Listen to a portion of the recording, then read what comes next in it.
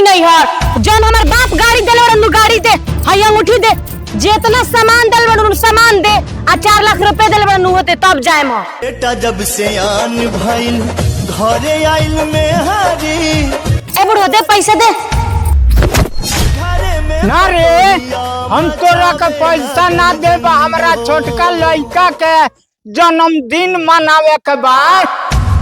अच्छा ताज तोरा अपना लड़का के जन्मदिन मनावे के बा ओकर जन्मदिन ना रुका जो कर मरण दिन मनावतन दे ने पैसे दे हतना नफरत काहे की दुनिया निहा दे पैसा दे ने पैसा दे का तनी पैसा दे घरे में पतोहिया मचावे लागल जंग हो। गाँव भाभी तारा इतना हिम्मत हो गई कि तू बाबूजी के धक्का दे तरु मारे तरु। चुप हमरा मर्द के पैसा पता नहीं के बापे बेटा ऐस करता रसा आ तब तोर जन्मदिन मानी आज तोर जन्मदिन ना आज तोर मरण दिन मना है। भाभी तू काहेंगा बोल तरु ये 1000 रुपया दे के कहलन बाबूजी के कि केक मंगा लियो सन उनका ऑफिस में लेट होई आ तू पैसा छीन लालू। ए ये का हाल होता ए तू बतानी में क्या करत रहो हम एजा का करतनी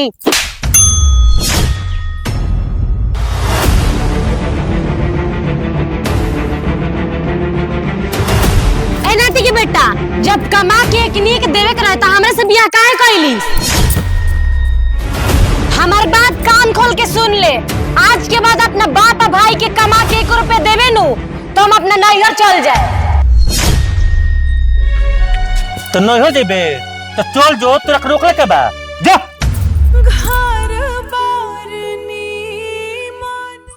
एंगे चल जाई नैहर जन हमार बाप गाड़ी देले रनु गाड़ी दे हई अंगूठी दे जितना सामान देले रनु सामान दे आ 4 लाख रुपए देले रनु होते तब जाए म तोरा दहेज में दहल गाड़ी चाहिए पहले ओकर चाबी ले अंगूठी चाहिए पहले अंगूठी ले तोरा पैसा चाहिए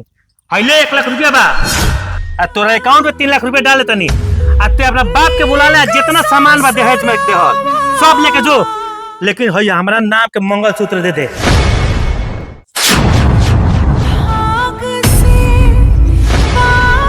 अल्ले मिटा दे तनी अपना नाम के हम सिंदूर आग दिहली ऐसन घर में लगाई अब देख मत है ने निकल हमरा घर से।